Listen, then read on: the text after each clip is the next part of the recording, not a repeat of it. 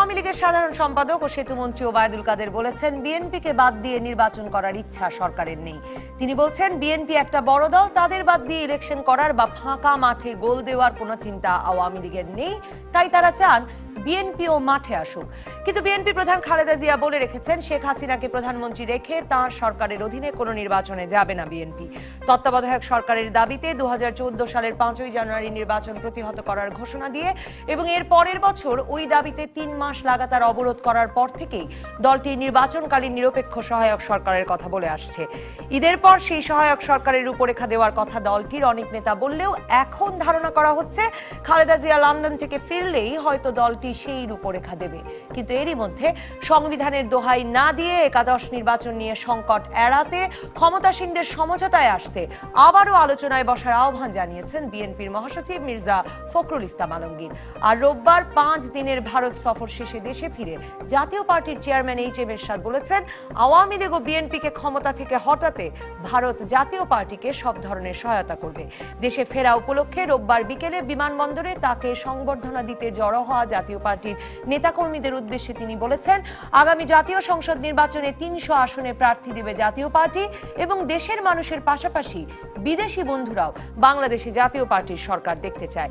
এসব নিয়ে আলোচনায় আজ রাজকাহন স্টুডিওতে আছেন আওয়ামী লীগ দলীয় সংসদ সদস্য ডাক্তার হাবিবে মিল্লাত মুন্না এমপি, বিএনপির সাংগঠনিক সম্পাদক সৈয়দ ইমরান সালেহ প্রিন্স এবং জাতীয় পার্টির চেয়ারম্যানের উপদেষ্টা ব্যারিস্টার শামীম হায়দার পাটোয়ারি।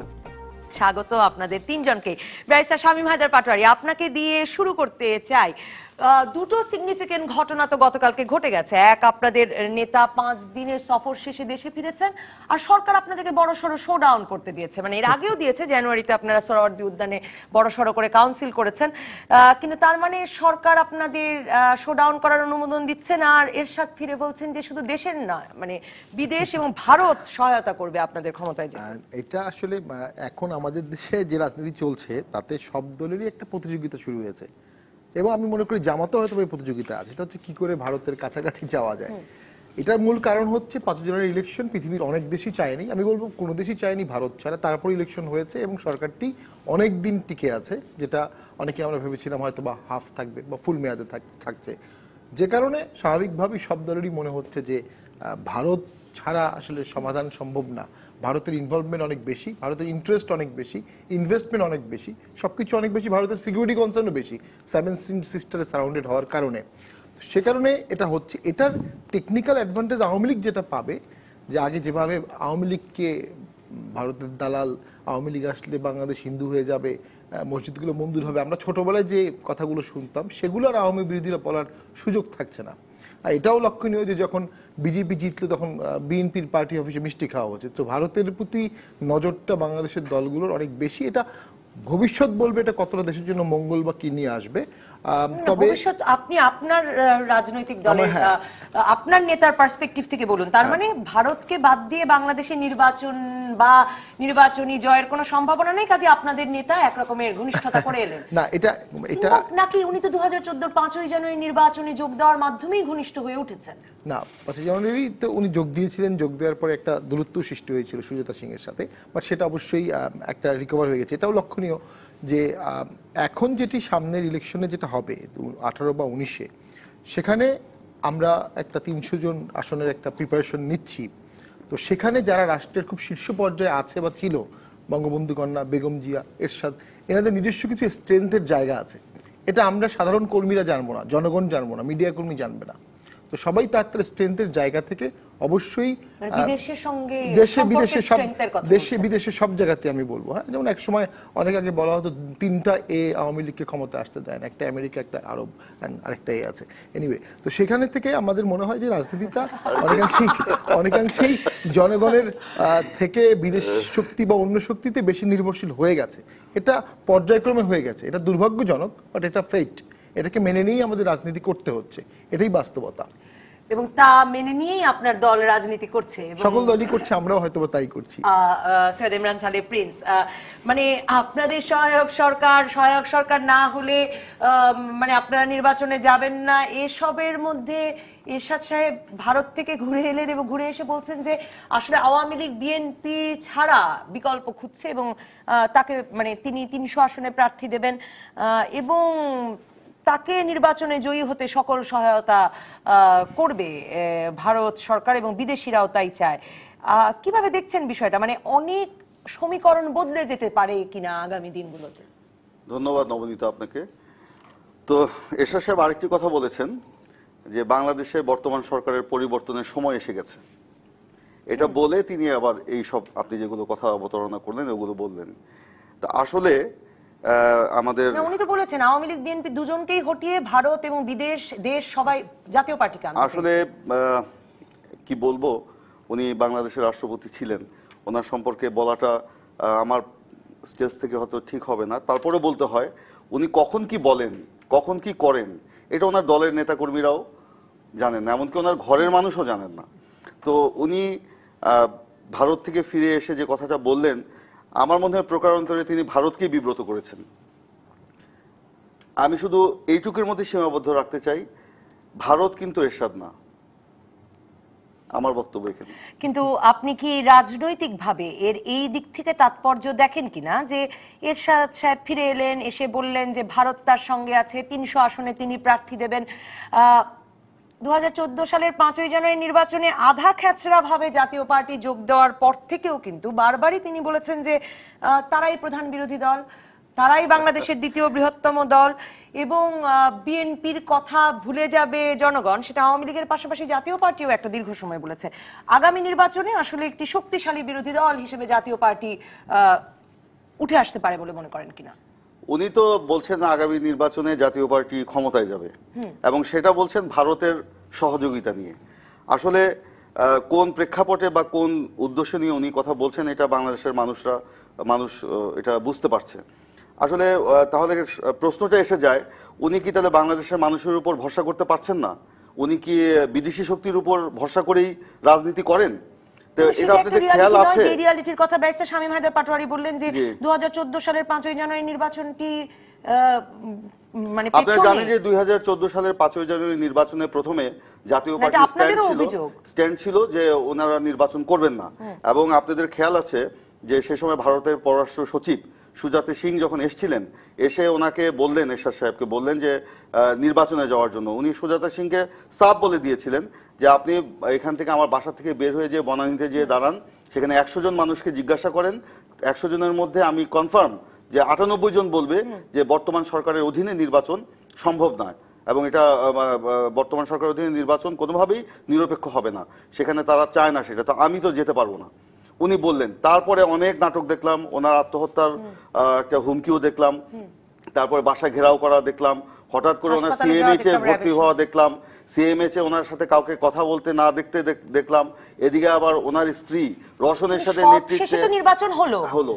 এরশাদ সাহেব সংসদে গেলেন, রওশনের সাথে গেলেন, তো সেখানে আপনি ব্যারিস্টার শামীম হায়দার পাটোয়ারি যে প্রসঙ্গটি তুলেছেন এটাই ফেট কিনা বাংলাদেশের রাজনীতি? এরশাদের বিরুদ্ধে যখন আমরা আন্দোলন করি একটা কথা কিন্তু বেশ চাওয়ার ছিল যে ক্যান্সেল মাই লাস্ট অ্যানাউন্সমেন্ট, সিএমএলএ বলা হতো, উনি সবসময় ওনার লাস্ট অ্যানাউন্সমেন্টকে ক্যান্সেল করে দেন।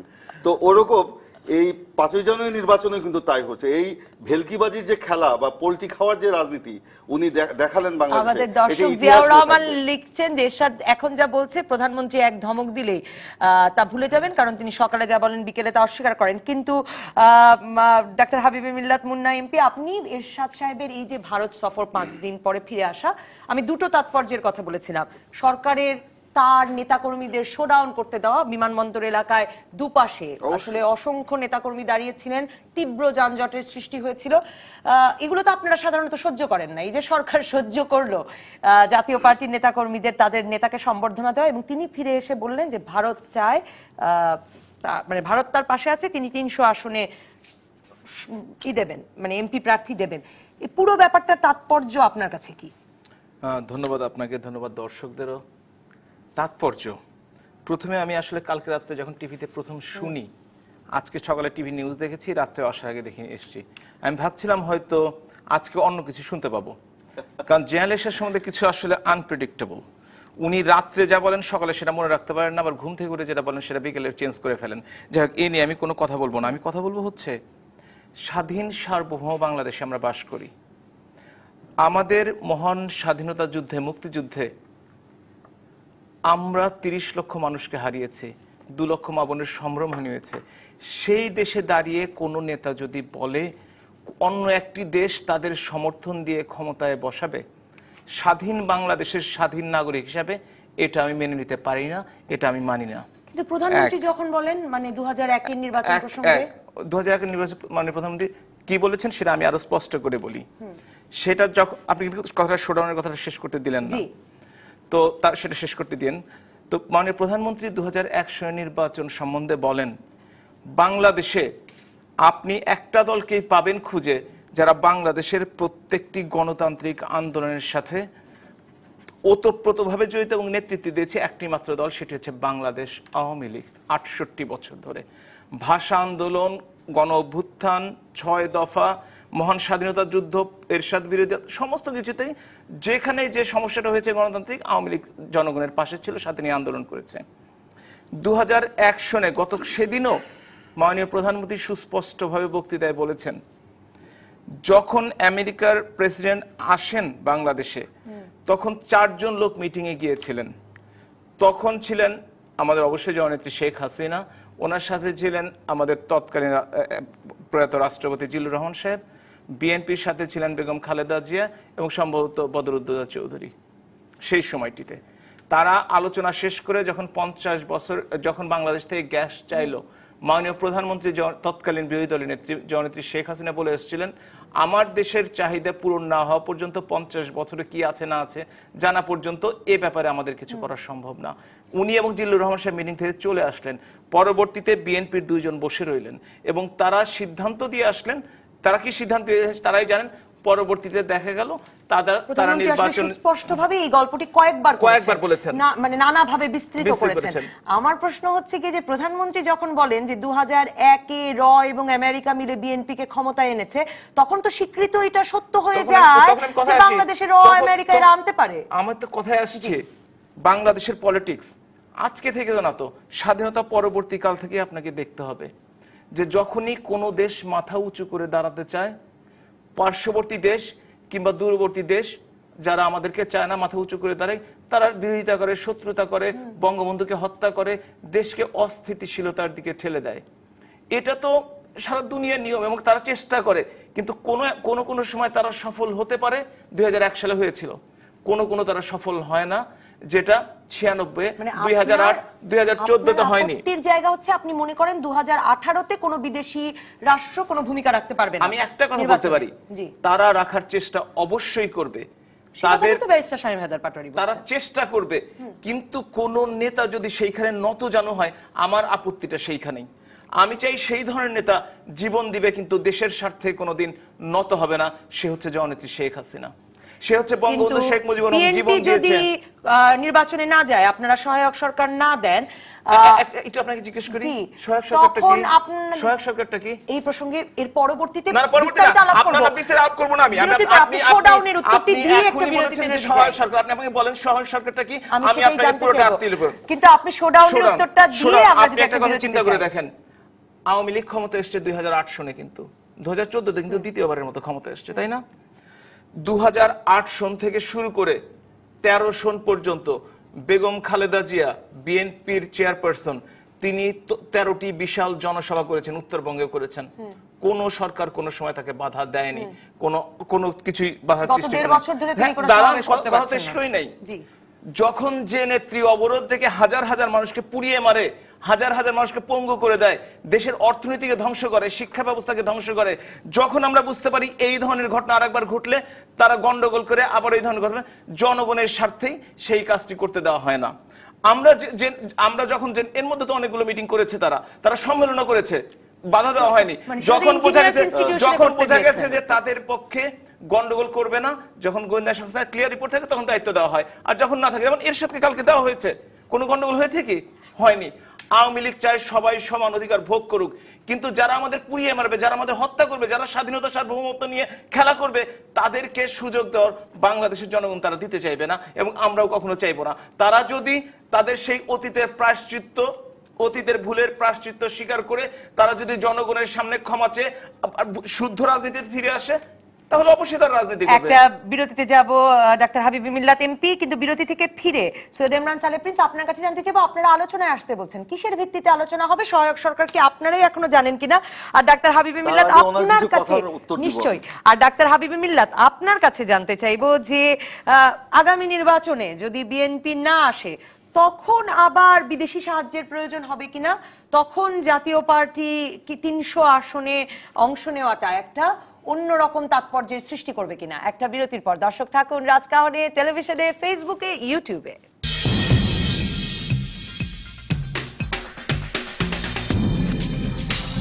ফিরে এলাম রাজকাহনে, সৈয়দ ইমরান সালেহ প্রিন্স। সহায়ক সরকারটা কি?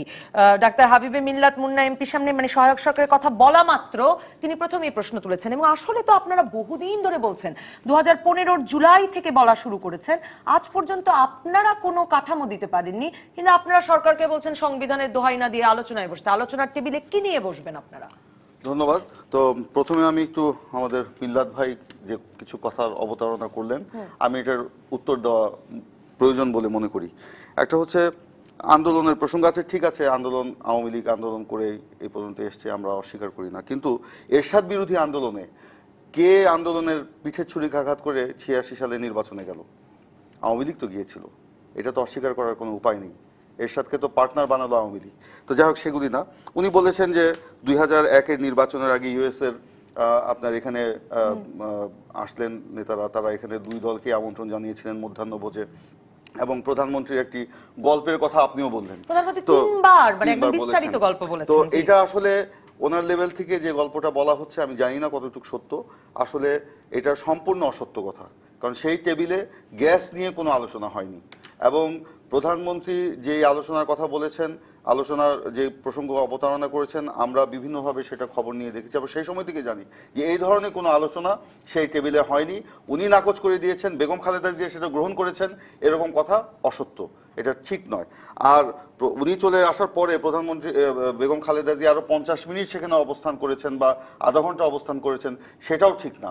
উনি আগে চলে এসছেন, তারপরেই বেগম খালেদা জিয়া চলে এসছেন। এবং প্রসঙ্গক্রমে আমি একটু বলি, আমি কিন্তু সেইখানে সেই মিটিং এ ছিলাম না, মিটিং এর বাইরে ছিলাম। আচ্ছা, আমি আপনাকে এখনই এই প্রশ্নটি করতে চাইছিলাম, কারণ প্রধানমন্ত্রী আর খালেদা জিয়া ছাড়া আসলে আমাদের জন্য বলা তো কঠিন যে কে কতক্ষণ ভেতরে ছিলেন। আপনি বলছেন আপনি বাইরে ছিলেন। উনি শেখ হাসিনা বের হওয়ার পরপরই কিন্তু বেগম খালেদা জিয়া এবং তৎকালীন আমাদের পার্টির মহাসচিব মান্নান ভূঁইয়া ওনারা কিন্তু বের হয়ে আসছেন। তো যাই হোক, এইটার প্রসঙ্গে আমি যাচ্ছি না। উনি অনেক ষড়যন্ত্রের কথা বলছেন। আরেকটি কথা বলি, উনি বলেছেন যে আমাদের দল বা আমাদের নেত্রীর নির্দেশে হাজার হাজার নেতাকর্মীকে পুড়িয়ে মারা হয়েছে। আসলে কি তাই? এই যে একটা কথা ভাঙ্গা রেকর্ড ওনারা বাজাতে বাজাতে মানুষকে বিভ্রান্ত করছেন। আমার কাছে একটি বই আছে, আমি সেখানে সব পড়লে অনেক সময় লাগবে, আমি সেই সময় পত্রিকা থেকে বলি। প্রথম আলোতে লেখা হয়েছে 2014 সালের 1 জানুয়ারি, বাসে আগুনের চেষ্টা, ছাত্রলীগের 3 নেতাকর্মী আটক। বিহঙ্গ পরিবহনের আগুন দিল কে? বিহঙ্গ পরিবহনের মালিককে, পঙ্কজ। প্রেস কনফারেন্স করে বলেছে ওনারা নিজেরাই নিজেদের গাড়িতে আগুন দিয়ে মানুষ পুড়িয়ে মেরে এবং নিজের রাজনৈতিক ক্ষমতাকে উনি পাকাপোক্ত করতে চেয়েছেন সেখানে। উনি আরেকটি বইয়ে এখানে লেখা আছে যে আপনার আওয়ামী সমর্থক কর্তৃক আওয়ামী লীগ অফিসে বোমা নিক্ষেপ। 10 জানুয়ারি 2015 যখন অবরোধ চলে, আনুমানিক 2টায় সাদিক নামে জনৈক আওয়ামী লীগ কর্মী আওয়ামী লীগ কেন্দ্রীয় অফিসে 3টি ককটেল বিস্ফোরণ করে। এটা BGnews24.com এ এটা বলা হয়েছে। আমি বলি আমাদের নাইট, হ্যাঁ আছে। রেল স্টেশনে ককটেল হামলায় 2 জন ছাত্রলীগ কর্মী আহত। বিভিন্ন পত্রিকা থেকে সংগ্রহ করা খবর, সেটি আমি আগেও দেখেছি। কিন্তু সেখানে এখানে কিন্তু আওয়ামী লীগের কথাই কিন্তু লেখা আছে, বা বিভিন্ন পত্র পত্রিকা আছে। ওনারাই একটি নাটক সাজিয়ে এই মানুষ পুড়িয়ে আপনার মানুষকে মেরে একটি এমন একটা পরিস্থিতি তৈরি করার চেষ্টা করেছেন যে বিএনপির উপর দায় দিয়ে বিএনপিকে একটা অজনপ্রিয় করা এবং মানুষকে বিভ্রান্ত করা। যাই হোক, এখন আপনি যে কথা বলছেন এগুলি ওনারা করতেই থাকবেন, নির্বাচন যত আসবে ততই হয়তো ওই কথাগুলো অবতারণা করবেন।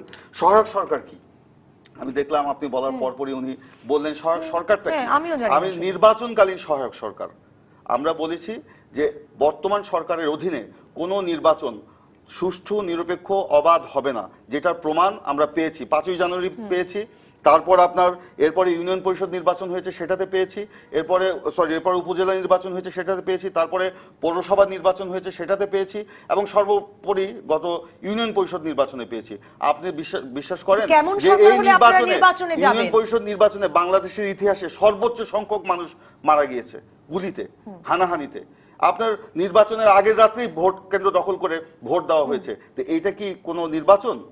আমরা বলেছি আসেন আলোচনায় বসে, আলোচনার টেবিলে আমরা ঠিক করব জাতির জন্য যেটা সহায়ক হবে, নির্বাচনকে সুষ্ঠু নিরপেক্ষ করার জন্য যেটা সহায়ক হবে, সেরকম একটি নির্বাচনকালীন সরকার নিয়ে প্রস্তাব দেওয়ার জন্য দেরি হয়ে যাচ্ছে বলে মনে করছেন? না, আমরা আসলে প্রস্তাবটা আমরা তৈরি করছি।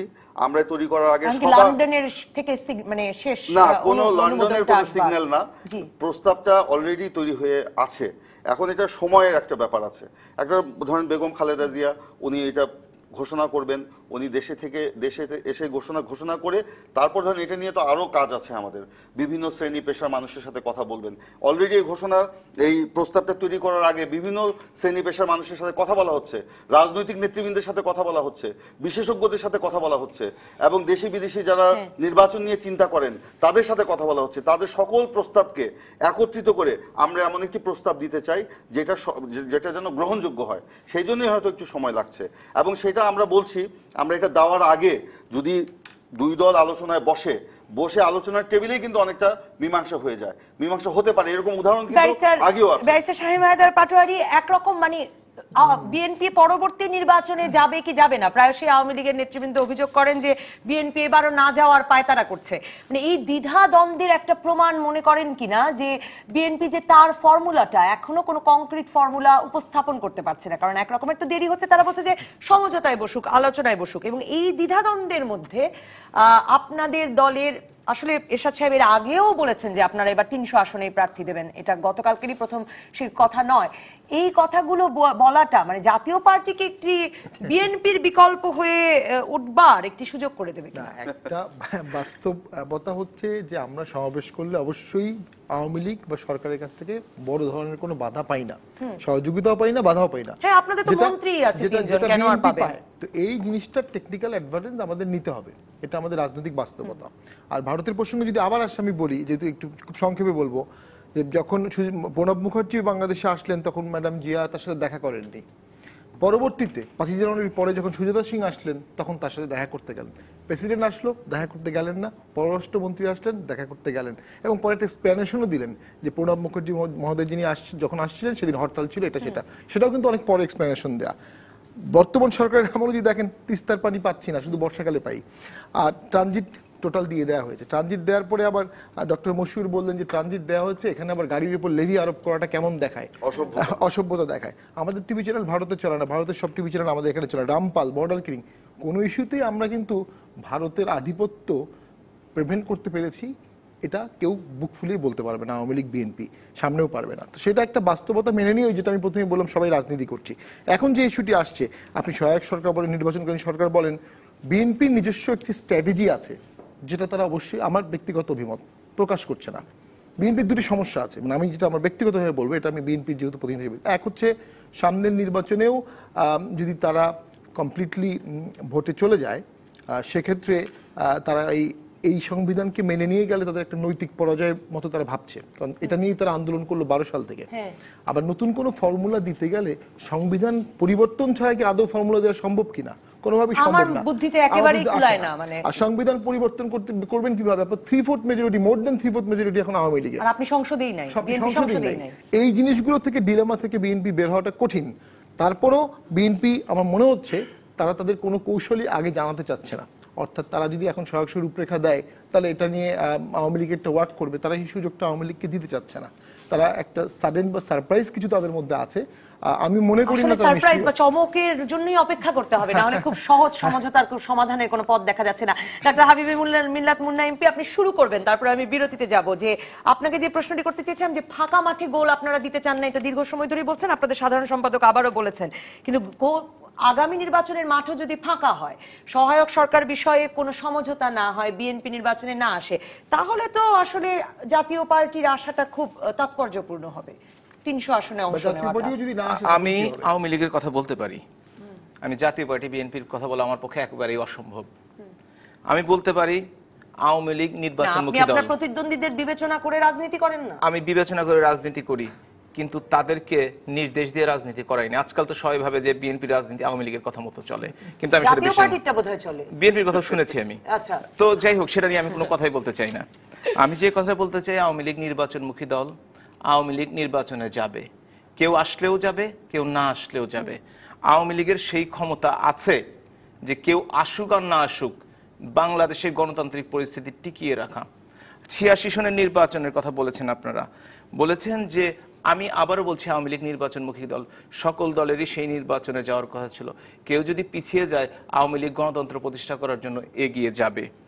২০০১ সালের যে মিটিংয়ের কথাটি বলা হলো ইউএস প্রেসিডেন্টের সাথে, যে কতটুকু সত্যি জানি না, আমার নেত্রী ঠিক কথা বলেছেন কিনা। আমি বলি নেত্রী ৩ থেকে ৪ বার জনসমক্ষে কথাটি বলেছেন।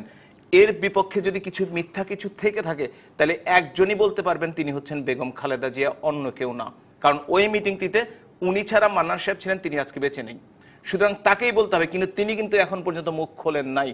যেহেতু উনি মুখ খোলেন নাই এখন পর্যন্ত, ততক্ষণ পর্যন্ত আমরা ধরে নিব যে জননেত্রী শেখ হাসিনা অবশ্যই সত্য কথা বলেছে।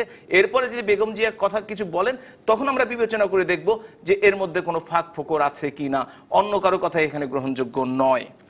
তৃতীয়ত হচ্ছে, উনি একটি বই দেখালেন, বইয়ের পিছনে দেখলাম ধানের শীষের ছবি, বিএনপির প্রকাশনা। আপনি যে ওই বইটি দেখিয়েছেন, এটা 20 আপনার পত্রিকার দেখিয়েছেন। তো আমরা প্রথমেই শুনলাম প্রথম আলো, আমি ডেইলি স্টারের কিছু লেখাও দেখলাম ওর মধ্যে, যে পত্রিকাগুলো যেভাবে খবর, কিছু ঘটনা যে ঘটেনি সেটা না, আমরা দেখেছি হাজার হাজার না, বলেছে আমি জানি তো, আপনার দলের নেতাই বলছেন যে আরেক নেতা তর্কের খাতিরে যদি ওই ৪-৫টা এই 50 পৃষ্ঠার বইয়ের যদি এই ঘটনাগুলো আমি তর্কের খাতিরে মেনেও নেই। অবরোধ কি আওয়ামী লীগ ডেকেছিল না বিএনপি নেত্রী খালেদা জিয়া ডেকেছিল? অবরোধ ডেকে যে ঘরের মধ্যে বসেছিল, যে দেশে সন্ত্রাস শুরু হলো, নির্বাচন কি আওয়ামী লীগ ডেকে আওয়ামী লীগ বন্ধ করতে যাবে? এটা কি কোনো পাগলও বিশ্বাস করবে? ইভেন এরশাদ সাহেব বিশ্বাস করবে না এটা, যে আওয়ামী লীগ নির্বাচন, কারণ সে উল্টাপাল্টা বলে। এখন কথা হচ্ছে যে একটা মজা আছে তো, না না না, তাই বলে কি নিজের সংসার নিজে ধ্বংস করে, যেমন বলা হয় 21শে আগস্ট গ্রেনেড হামলার সময় জননেত্রী শেখ হাসিনা নিজের ভ্যানিটি ব্যাগ থেকে গ্রেনেড নিজেকে হত্যা করার চেষ্টা করেছে। জজ মিয়া নাটক সেরকমই বলে। সুতরাং মানুষকে বিভ্রান্ত করার একটা কৌশল আছে, কৌশল কতগুলি বই দেখানো। এই বইগুলি আজকাল লেখা কোনো ব্যাপার না, পত্রিকা ছাপানো কোনো ব্যাপার না। পত্রিকা কাকে সমর্থন করে, নিরপেক্ষ, যদি নিরপেক্ষ কোনো পত্রিকা লিখতো তাহলে নয় কোনোভাবে হয়তো বিশ্বাস করতে পারতাম। স্থানীয় সংসদ নির্বাচনে বারবার বিভিন্ন অসুবিধার কথা বলা হয়েছে, কিছু যে হয় নাই সেটা না। অবশ্যই প্রত্যেকটি নির্বাচনেই নিখুঁত নির্বাচন হয় না। সেদিন পার্লামেন্টে দাঁড়িয়ে স্থানীয় নির্বাচনগুলো যেমন হয়েছে, এবং আপনি নিজে যেভাবে যুক্তি দিলেন বিএনপিকে রাজপথে নামতে না দেওয়ার, তাতে আসলে বিএনপি নির্বাচনে যাবে কেন? আমি এক যুক্তি দেইনি, তাদের সাংগঠনিক শক্তি নেই। তাদের নেত্রীকে যখন 3 ট্রাক বালির বস্তার পিছনে গেট বন্ধ করে রাখা হলো, আমি এনাদের মতো নেতাকে রাজপথে দেখি নাই, একটা নেতাকে রাজপথে দেখি নাই। আর যদি জননেত্রী 3 ট্রাক বালুর বস্তা দেওয়াটা, বালুর ট্রাক দেওয়াটা ঠিক মনে করেন? এটা যদি অন্যায় হয়ে থাকে, বিএনপির নেতা কর্মীদের উচিত ছিল তার নেত্রীকে যদি ভালোবাসে সেটা উপড়ে ফেলা, যেটা আওয়ামী লীগ সব সময় করে। নেত্রীকে ধরে দেখুক না কোনো, আগুন জ্বলে যাবে দেশে, অতীতে জ্বলেছে, ভবিষ্যৎ যদি অবশ্যই। আপনাদের মতো ওই নত জানু নীতিতে রাজনীতি আমরা করি না। আমরা যদি রাজনীতি করি, আমার নেত্রীকে কেউ কিছু বলবে আর আমি ছেড়ে দেবো সেটাকে। আপনাদের লজ্জা পাওয়া উচিত, আপনাদের লজ্জা পাওয়া উচিত যে আপনাদের নেতাদের ধরে রাখা 3 ট্রাক বালির পিছনে, আর আপনি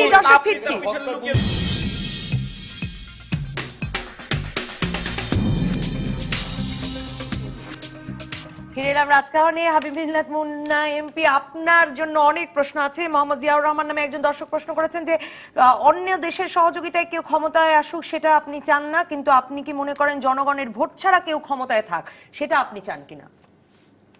অবশ্যই না। বিদেশিদের শক্তিদের উপর যেমন আমরা ডিপেন্ড করি না, আমরা আওয়ামী লীগ সবসময় আমরা জনগণের শক্তিতে শক্তিমান। এখন জনগণের শক্তিকে অপশক্তিরা যদি বাধা দিয়ে জনগণের শক্তিকে নষ্ট করতে চায়, তখন আমরা জনগণের পক্ষ নিয়ে জনগণের সাথে থাকি এবং সে সাথে থাকার জন্য, গণতন্ত্রকে রক্ষা করার জন্য, সংবিধানকে রক্ষা করার জন্য গণতান্ত্রিক পন্থায় সহনশীলভাবে যতটুকু করা সম্ভব ততটুকুই আমরা করি। আপনারা কি মনে করেন যে আরেকবার এককভাবে আওয়ামী লীগের পক্ষে নির্বাচন করে আপনি যে গণতন্ত্র টিকিয়ে রাখা যে যায় সেটি আপনারা দেখিয়ে দিয়েছেন বলছিলেন এর আগের অংশে, সেটা আরেকবার করতে পারবেন আপনারা?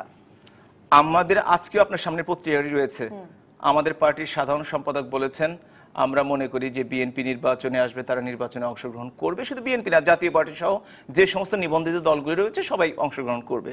এখন কেউ যদি না আসে, কাউকে পায়ে ধরে আনা হবে না, এটা তাদের দায়িত্ব। সুতরাং তারা আসবে কি না আসবে তাদের উপর ছেড়ে দেই। তবে আওয়ামী লীগ হিসাবে বলতে পারি, আওয়ামী লীগের সিদ্ধান্ত জানি। মাননীয় প্রধানমন্ত্রী জননেত্রী শেখ হাসিনা আমাদেরকে নির্বাচনের প্রস্তুতি নেওয়ার নির্দেশনা দিয়েছেন। আজ থেকে 1 বছর আগে আমরা নির্বাচনের প্রস্তুতি নিচ্ছি। এমপি, শেষ প্রশ্ন আপনার কাছে। দর্শকের প্রশ্নের সূত্র ধরে আপনি আপনার নেতৃবৃন্দের মতোই আবারও বললেন যে কাউকে পায়ে ধরে আনা হবে না। ফারিস জুয়েল নামে একজন প্রশ্ন করছেন যে এই পরিস্থিতিতে আবারও যদি 1-11 পরিস্থিতি সৃষ্টি হয়, আপনি 3 ট্রাক বালুর বস্তার কথা বলছিলেন যে তখন হাসিনাকেও গ্রেফতার হতে হয়েছিল, সেটা তো আর কেউ আটকাতে পারেননি, কোনো দলের কেউ আটকাতে পারেনি। কিন্তু কেউ কাউকে গ্রেফতার করা যেতেই পারে, কখনো কখনো সম্ভব। কিন্তু আন্দোলনের তীব্রতা দেখতে হবে, তার প্রতি ভালোবাসা দেখতে হবে, নেত্রীর প্রতি, নেতার প্রতি জনগণের, দলের ভালোবাসা দেখতে হবে। দেখেছেন, আমি তখন 111-এ ওনার ব্যক্তিগত চিকিৎসক ছিলাম। আমরা সে সময় টিভিতে ইন্টারভিউ দিয়েছি, আমরা ভিতরে যে দেখা করে এসেছি, আমরা দেখেছি শত শত মানুষ ওই সাব জেলের বাইরে অপেক্ষা করছে। কাউকে দেখেছি কাফনের কাপড় পরে শুয়ে আছে। এই হচ্ছে জনগণের ভালোবাসা। এই জনগণের ভালোবাসার জন্যই কোনো সরকারই জননেত্রী শেখ হাসিনাকে আটকে রাখতে পারতো না, কোনোদিন পারবেও না। আপনার কাছে মানে সাধারণ সম্পাদক ওবায়দুল কাদের ফাঁকা মাঠে গোল দিতে যেমন চান না বলেছেন, তেমনি গত কয়েকদিনে আবারও তারেক রহমানের প্রসঙ্গে, নানা প্রসঙ্গে ডাক্তার মুন্নার মতোই বলেছেন যে রাজনীতি করতে তো সাহস লাগে, সাহস নাই, আপনাদের নেতা আসে না, মানে দ্বিতীয় সর্বোচ্চ নেতা দেশে ফেরেন না, আপনারা আন্দোলন করতে পারেন না, সহায়ক সরকারের ফর্মুলা আপনারা কি করে বোঝাবেন? আর আমাদের দর্শক মাসুম বিল্লাহ প্রশ্ন করেছেন, তিনি আপনার প্রশংসা করেছেন যে আপনি সক্রিয়, আদর্শ। নির্বাচনে যাওয়ার পথ তৈরি করবে কি করে? ধন্যবাদ। তো এই যে আপনি বললেন সাহস লাগে, ওবায়দুল কাদের সাহেব বলেছেন, আমি বলতে চাই এই সাহস যদি আপনাদের থাকে, একটি নিরপেক্ষ প্রশাসনের অধীনে নির্বাচন দিন, জনগণ সেখানে নির্ধারণ করবেন কারা ক্ষমতায় থাকবে, কারা বিরোধী দলে থাকবে। সেই নিরপেক্ষ প্রশাসনের অধীনে যদি নিরপেক্ষ নির্বাচন হয়, তাহলে সেই জনগণ যদি আওয়ামী লীগকে ভোট দিয়ে ক্ষমতায় পাঠায়, আমরা আওয়ামী লীগকে সরকারের চেয়ারে বসিয়ে আসবে। বলছি তারা তো নিরপেক্ষ নির্বাচনই দিতে চায়, নির্বাচন কমিশনের অধীনে তারা একটি অবাধ সুষ্ঠু নিরপেক্ষ নির্বাচনের প্রতিশ্রুতি তো আপনাদের দিচ্ছেন। আমি আবারও পুনরাবৃত্তি করছি, বর্তমান সরকারের অধীনে কোনো নির্বাচন অবাধ নিরপেক্ষ সুষ্ঠুভাবে অনুষ্ঠিত হয় নাই। সেটা স্থানীয় সরকার নির্বাচন বলেন, জাতীয় নির্বাচন বলেন, কিংবা জাতীয় সংসদের উপনির্বাচনগুলো বলেন, কোনো নির্বাচনই অবাধ সুষ্ঠু নিরপেক্ষ হয় নাই এবং এটা হতে পারে না। যেই সরকারের অধীনে একটি স্থানীয় সরকার নির্বাচনে 128 জন মানুষের মৃত্যু হয়, হত্যা করা হয়, এবং যেখানে প্রচারণা কেউ চালাতে পারে না, যেখানে আমাদের প্রার্থীরা ঘরে ঘরে যেতে পারে নাই, একটি লিফলেট পোস্টার দিতে পারে নাই, আমাদের কর্মীদেরকে ব্যারিকেড দিয়ে এলাকা ছাড়া করা হয়েছে, সেখানে কিভাবে আপনি মনে করেন জাতীয় নির্বাচন, যেটা আমি একটু বলি নবনীতা একটু বলি, সেখানে আপনি কিভাবে মনে করেন যে জাতীয় নির্বাচন যেখানে ক্ষমতার পালাবদল ঘটবে, সেখানে আওয়ামী লীগ একটি সুষ্ঠু নিরপেক্ষ নির্বাচন করবে? কখনোই করবে না। উনি বলেছেন যে আওয়ামী লীগ যে বিদেশি শক্তির উপর রাজি হয়ে সংবিধান পরিবর্তন না করলে তার মানে কোনো পথ নাই। না, সংবিধানের কথা শুনেন, আলোচনার টেবিলে বসলে সব কিছুরই সমাধান হয়, যেটা 91 সালে বারবার, সেটা কয়েকবার প্রমাণ হয়েছে, এরপরও প্রমাণ হয়েছে, 96 সালেও প্রমাণ হয়েছে। আলোচনা তখন প্রকাশ্যে না হলেও পর্দার অন্তরালে অনেক আলোচনা হয়েছে, এবং সেই আলোচনার প্রেক্ষিতেই কিন্তু 96 সালে সংসদে তত্ত্বাবধায়ক সরকার বিল এসেছে, সেই বিল পাশ করে আবার একটি নির্বাচন হয়েছে। এখন প্রায় 91 এর কথাও বলছেন। জি, কিন্তু এখানে আমি একটু বলি, উনি একটু বলেছেন যে কেউ আসুক না আসুক, কাউকে পা ধরে আওয়ামী লীগ নির্বাচনে আনবে না, কিন্তু সেখানে এইসব কথা বলে শুনে এইসব কথা বলে উত্তেজনার সৃষ্টি করার কোনো মানে হয় না। আমরা কি চাই? দেশটা ভালোভাবে চলুক, দেশের মানুষ শান্তি পাক, দেশে একটি শৃঙ্খলা ফিরে আসুক, সবার জন্য একটি ভালো পরিবেশ তৈরি হোক। এটাই যদি আমাদের সবার কাম্য হয়ে থাকে, তাহলে আসুন আমরা এক টেবিলে বসে সরকারি দল বিরোধী দল এক টেবিলে বসে একটি ফর্মুলা বের করি যেখানে একটি নিরপেক্ষ নির্বাচন সম্ভব। আওয়ামী লীগের কাছ থেকে এখন আপনারা একটা ভালো মানুষই জেস্চার আশা করছেন, মানে একটা মহানুভবতা আশা করছেন। আওয়ামী লীগ ভালো মানুষ না, এটা কি মানে আপনি একটা বলতে চাচ্ছেন? মহানুভবতা আশা করছেন কৌশলের বাইরে। মহানুভবতা না, এটা একটা বাস্তবতা। আপনি আসলে এই যে জয় পরাজয়ের কথা বলেন, জয় পরাজয়ের বিষয় না, এটা দেশের বিষয়, দেশের শান্তির বিষয়, শৃঙ্খলার বিষয়, গণতন্ত্র পুনঃপ্রতিষ্ঠার বিষয়, মানুষের মৌলিক অধিকার প্রতিষ্ঠার বিষয়। এই যে আমি একটু বলি যে সিদ্দিক, এই যে আপনি ধরেন যে এই যে আপনার ঢাকা বিশ্ববিদ্যালয়ের যে ঘটনা ঘটল, একটা সিদ্দিক নামের একটা লোক দুর্ভাগ্যজনকভাবে একটা ছাত্রের দুটি চোখ নষ্ট হয়ে গেল, এটা কি সুশাসনের পরিচয় বহন করে? আজকে দেশে সুশাসন নেই, আজকে সুশাসনের যদি প্রশ্ন আসে, আজকে আইন শৃঙ্খলার অবনতি ঘটছে, এটা যদি প্রশ্ন আসে, দ্রব্যমূল্যের ঊর্ধ্বগতি ঘটছে, সেটা যদি আমরা নিয়ন্ত্রণে রাখতে চাই, গণতন্ত্রকে যদি ফিরিয়ে আনতে চাই, মৌলিক অধিকার যদি ফিরিয়ে আনতে চাই, অবশ্যই দুই দলকে একত্রে বসে এটা একটা মীমাংসা পথে। মানে এক রকমের মহানুভবতা আশা করছে কিনা বিএনপি আওয়ামী লীগের কাছ থেকে, যে সেটা শুধুই আনবে এটাই আশা বোধ হয়। বিএনপি আন্দোলনের সূত্রপাত করে বা ব্যর্থ আন্দোলনের সূত্রপাত করে নিজেদের শক্তি ক্ষয় করতে চাচ্ছে না, তারা শক্তি সঞ্চয় করছে যেটুকু আছে, সেটা নির্বাচনের জন্য না কিসের জন্য এটা হয়তো ভবিষ্যৎ বলবে। চমকের জন্য একটা অপেক্ষা করতে হবে এখন। হ্যাঁ, এবং আমি মোটামুটি রাজনীতিক যে গতিধারায় বুঝি, তারা তাদের নিজস্ব একটা কৌশলে আগাচ্ছে, সেটা কতটা সফল হবে আমি জানি না। গণতন্ত্র না থাকলে দুর্ভিক্ষ হয়, অমর্ত্য সেনের কথা। আমাদের দুর্ভিক্ষ হয়নি, চিকুনগুনিয়া কিন্তু হয়েছে, এটাও কিন্তু গণতন্ত্র না থাকার কারণেই। বাংলাদেশে এত স্ট্রং হেলথ রিসার্চ ইউনিট, এত ফেমাস ডাক্তার, এত কিছু থাকা সত্ত্বেও আমরা প্রেডিক্ট করতে পারিনি, অথবা পর্যাপ্ত মশা ওষুধ দিতে পারিনি। মাত্র 2-4-5 কোটি টাকার বিষয় এই বিশাল বাজেটে, কোনো বিষয় না, বিশাল বাজেট। হ্যাঁ, মানে হ্যাঁ, সেটা মানে অনেক ওয়াইড ডিসকাশন, বাট হচ্ছে কিন্তু 20 লাখ লোক বা 18 লাখ লোক সাফার করবে। কয়েকটি ঘটনা সাম্প্রতিক সময় ঘটেছে, যেটা আমি খুব মানে নিরপেক্ষভাবে আমি মনে করি যে এই ঘটনাগুলো হচ্ছে ভোটের আগে আগে সরকারি দলের ভোট কমার মতো ঘটনা, এবং সরকারি দল এত কাছাকাছ করার কথা না যে এই ঘটনাগুলো তারা ঘটাবে। একটা যেমন মির্জা ফখরুলের গাড়িতে হামলা, বিএনপির অফিসে হঠাৎ করে সার্চ, পল্টনের অফিসে, গুলশানের অফিসে, রব সাহেবের মিটিংয়ে 12টার সময় পুলিশ গিয়ে ডিস্টার্ব করা, সিদ্দিকুরকে সামনে যে আমি ভাইরালটা দেখলাম, ভিডিওটা দেখেছি, এত কাছ থেকে পুলিশ কখনো টিয়ার গ্যাস মারে না। আপনার রাবার বুলেট বা টিয়ার গ্যাস মারবে নিচের দিকে, অর্থাৎ পায়ের দিকে কমপ্লিটলি। সাবেক স্বরাষ্ট্রমন্ত্রী অবশ্যই এর আগে আমাকে বলে গেলেন যে পুলিশ বিক্ষোভ করলে বিক্ষোভ দমন করাই পুলিশের কাজ না, এটার মধ্যে অনেক লেয়ার আছে। আপনি হুইসেল বাজাবেন, পুলিশের কাজ না। আপনি হুইসেল বাজাবেন, লাঠি দিয়ে ভয় দেখাবেন, লাঠি চার্জ করবেন, পানি দিবেন, লাস্ট রিসোর্টে গিয়ে আপনি টিয়ার গ্যাস নিয়ন্ত্রণে চলে, রাজনৈতিক নেতৃত্বের নিয়ন্ত্রণেই তো পুলিশ চলবে। এবং ওনাদের সিদ্ধান্ত না পেলে কি পুলিশ ওখানে গুলি করছে নাকি বা টিয়ার গ্যাস মেরেছে কিনা। এবং এই ঘটনাগুলো থেকে আমার মনে হয় যে সরকারের অ্যাবসলিউট কন্ট্রোল, অ্যাডমিন, প্রশাসন সবকিছুর উপরে একদম মানে যেটা আপাতদৃষ্টিতে আয়রন হ্যান্ড মনে হয় আছে, একেবারেই ততটা আছে এমনটা কিন্তু মনে হয় না। পরিবর্তন বা অনেক কিছু হতে পারে, পৃথিবীতে অনেক দেশই কংগ্রেস যত শক্তিশালী ছিল, জনপ্রিয় ছিল, আওয়ামী লীগ সেই তুলনায় এখন কিছুই না। পশ্চিমবঙ্গে বামপন্থীরা যত স্ট্রং ছিল, তাদের কর্মীদের সামনে কেউ দাঁড়াতেই পারতো না। আওয়ামী লীগ তাদের থেকে স্ট্রং না, তারাও একসময় নির্বাচনে হেরে গেছে, আওয়ামী লীগকেও এখন না হলেও একসময় হারতে হবে। বাট এটা আমাদের কিন্তু দুটি দলের মধ্যে যদি একেবারেই আলোচনা না হয়, আলোচনার পথ সম্পূর্ণ বদ্ধ হয়ে যায়, এটা ভবিষ্যৎ রাজনীতির জন্য খারাপ হবে। অসংখ্য ধন্যবাদ ডাক্তার হাবিব মিল্লাত মুন্না এমপি, ধন্যবাদ সৈয়দ ইমরান সালে প্রিন্স, ধন্যবাদ ব্যারিস্টার শামীম হায়দার পাটোয়ারি। দর্শক, আপনারা জানেন আমরা শেষ করি প্রতিদিন কোনো এক জনপদের মানুষের অন্যরকম কোনো সাফল্যের গল্প দিয়ে। নদী বেষ্টিত দ্বীপ জেলা ভোলায় নিয়ে যাব, সেখানে নদীতে ভাসমান খাঁচায় মাছ চাষে ব্যাপক সম্ভাবনা দেখা দিয়েছে, আর সে মাছের বৃদ্ধির হার যেমন দ্বিগুণেরও বেশি, সেসব মাছের স্বাদও মনোলোভা।